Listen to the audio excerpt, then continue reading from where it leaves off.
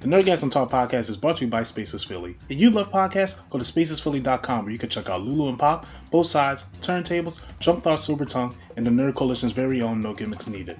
Visit spacesphilly.com today. And now, feel the Nerdgasm.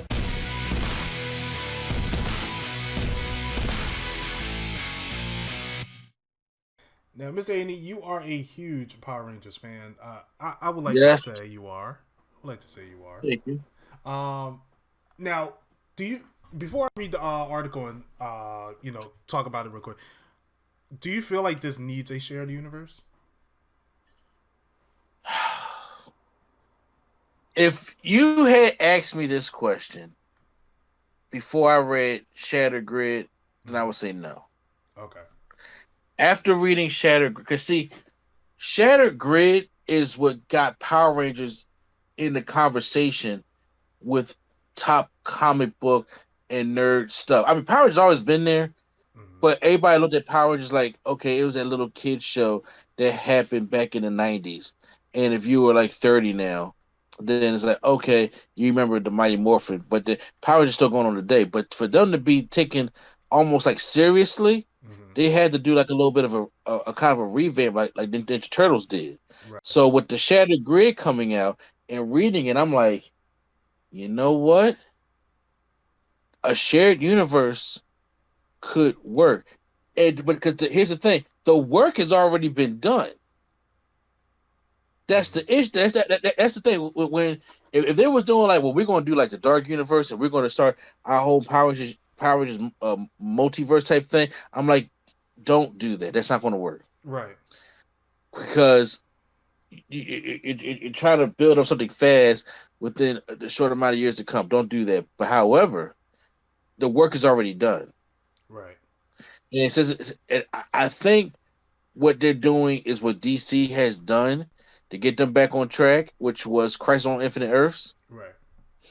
And I think that will be the thing that helps sell the Power Rangers back. So so that's just my personal opinion. So if you had asked me before Shattered Grid, I'd be like, no. But since I read Shattered Grid, I think so. Gotcha. Now, Jonathan S. Whistle, I believe his last name is. He'll be the new, he'll be the Kevin Feige of this division for the Power Rangers. He said it's an unbelievable opportunity to deliver Power Rangers to both new and existing generations of awaiting and adoring fans. We'll bring the spirit along into the future, harnessing the action and storytelling that made this brand a success. I'm looking forward to working with teams at E1 and Hasbro. Together, we can't wait to share more Power Rangers with the world. And they'll be sharing that very soon, as he says. Not sure what soon means, in quotations, but hopefully we can. I doubt this year. We're probably going to get it next year sometime. Now, it is known, they already said with the new Power Rangers film that they're going to be developing, it is not connected to the reboot that was released. Was it 2018? When it was released? 2017. Okay. Yes, it will be connected to that film, and we'll see the Rangers go back to and go in the 1990s this time. Hopefully, unlike the X-Men, they will age, and we'll see them grow instead of grow within a 10-year span. But this will be connected to other projects in the works, such as the TV shows coming along. Now, like you said, with Shattered Grid happening, I am more excited about this, and 9 times out of 10, that's probably the end game. That's most likely the end game. What needs to, because first of all, it's like if it was me, like I said, the work's already done. Mm-hmm. You already have over 25 years of Power Rangers. Actually, about to be 30 years of Power Rangers. Right. So with that being said, there's a new show coming out. Power Rangers Dino Steel Down. It's coming out early next year, and that was supposed to be the last season. But then, obviously, with this happening, they don't want that Power Rangers stuff to end yet. Dino Fury is what's coming out next year. Yes. Honestly, it's like you could get a regular set of kids because I think what needs to happen is you have to experience the growth in Power Rangers. It's kind of like how in the Spider-Man game Peter Parker was 23 years old. He's doing this for 8 years. Right. I don't need novice Power Rangers anymore. But if you want to do like a multiverse, because there's a lot of things from the past that really help sell the franchise. Mm-hmm. And Lord Draken's like this. Look, I say a lot of things about Tommy, and I think he's very overrated. But the Lord Draken character is their Thanos. Right. Right. He is the big bad who goes through these different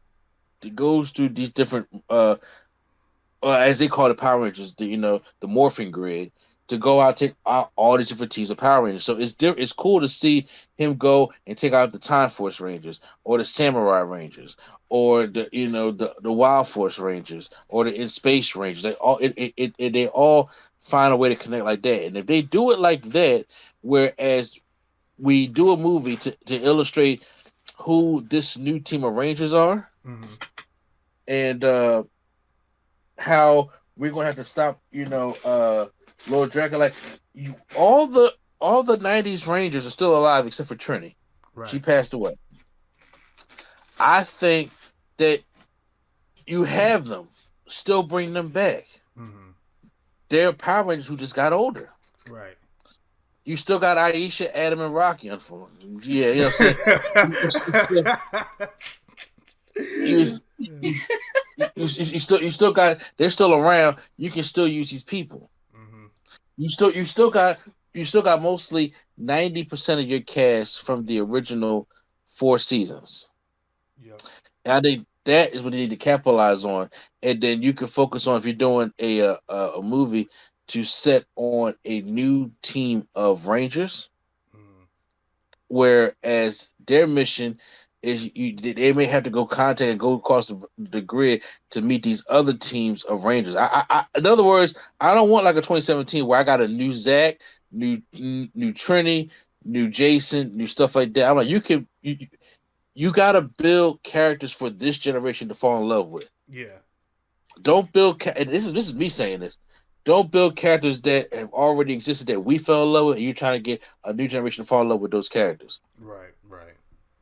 You could just take 6 new teenagers, and then with the way the world is today, you can have different backgrounds. They can all there be a different, culture, race, sex, whatever the case may be. Make it diverse. They make it very diverse, and that can be the core thing that, like, my son or my daughter will fall in love with and be like, so when 20 years down the line, when you talk about with different friends, they'll be like, hey man, you remember Bruce? I'm just saying it was a random name. I'm just saying you remember Bruce the Black Ranger type thing like that. I'm sorry. Bruce the Black. Black Ranger. Like he's mechanic on the weekend. Right. Bruce the Black Ranger. Oh man. We already had a character like that already in Lost Galaxy named Damon. He was a mechanic. I was just like, this guy got to leave. Yeah, I definitely 100% agree. Now, I'm still a little sad about the rebooted Power Rangers movie characters because I really fell in love with them. I fell in love with them. I know they kicked off the film series and planned to have a sequel to introduce Tommy the Green Ranger. However, according to this article, it says, however, earnings was mixed, and they got a little over $142 million on a $105 million budget, which I could understand why they could just. Wow. Let me ask you. Okay, let me ask you a question. Uh-huh. What was it other than Rita that you Elizabeth Banks? Just put her on the side. Uh-huh. What is it about that Power that you truly like? Now, I'm not going to, but people may think roast you or get you out of here or grind you up. Right. I'm not even about that because you're not a Power Ranger fan like I am. Right. So I want to get your opinion of what is it that you truly liked about it. Now, one of them is something you actually made fun of because I watched before the movie came out. I went to buy the first and second seasons of the original Power Rangers, the Mighty Morphin, and I watched it. I was like, I can't get through this. They saying kids with attitudes. I'm like, what is their problem? what are they going through? They like one of them was like, I gotta recycle more. Like that's not an attitude. These kids in this movie actually had problems where it's like, yo, we are outcasts. And I was like, I enjoyed that. Got me more into the film to make them want to do better in the world. The action was great. The story was actually better than I imagined. The chemistry between all the characters was great. I love Billy. Billy was my favorite character in the film. So it was mostly the character dynamic that I loved the most. I did like the action. The only thing I didn't like was the Megazord. Ugh. That Megazord was not good. Mm-mm. But no, I highly enjoyed that movie for what it was. And I was the main one bashing it. Yeah, I I agree was with the you. main one bashing it. And I had to eat my words. I was like, you know what? I enjoyed it. Here's the thing. Here's the deal. I'll tell you what that means after we get off there. It was the So, voice you used. yeah. I agree with you about all them points because I was like, you know what? I agree with the kids' attitude. Mm-hmm. I agree with it. I actually agree that they made Trinity a lesbian, and then, like I said, they had great character dynamic. I like how Zordon and Rita were the original Red and Green Rangers. Right. Yep. Okay, so I like those different aspects of it. However, now even though Mighty Morphin's the classic, it ain't the best series, and I will argue anybody about that.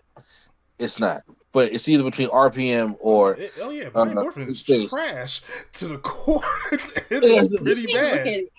You cannot go back and watch that. If you honestly did not live it the first time, Yeah. It's not.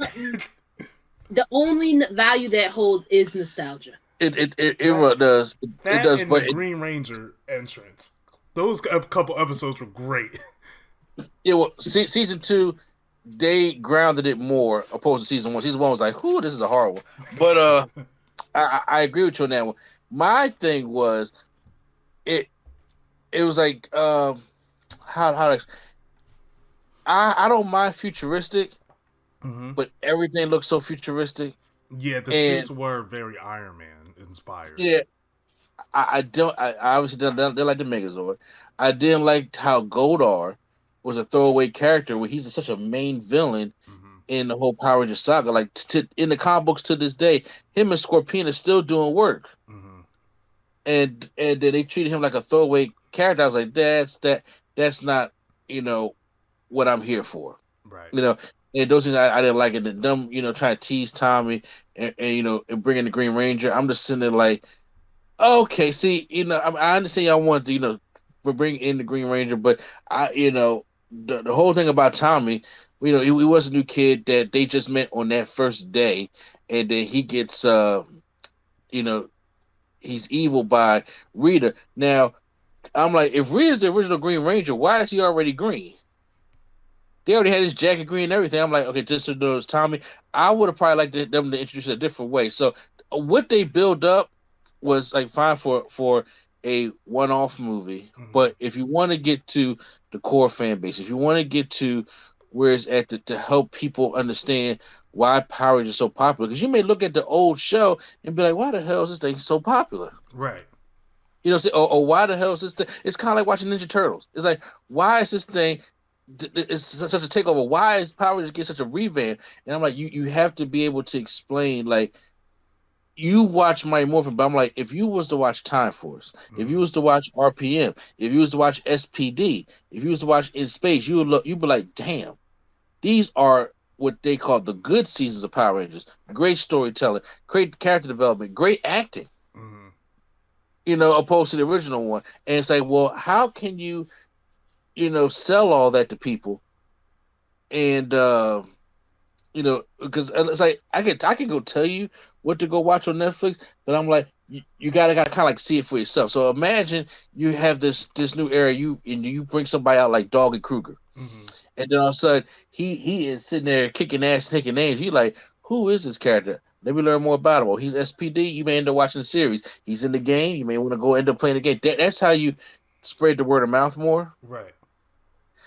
Yeah, and I just think that now it is time for a new direction. I don't think even capitalizing on that necessarily one, would have, help out the series at all.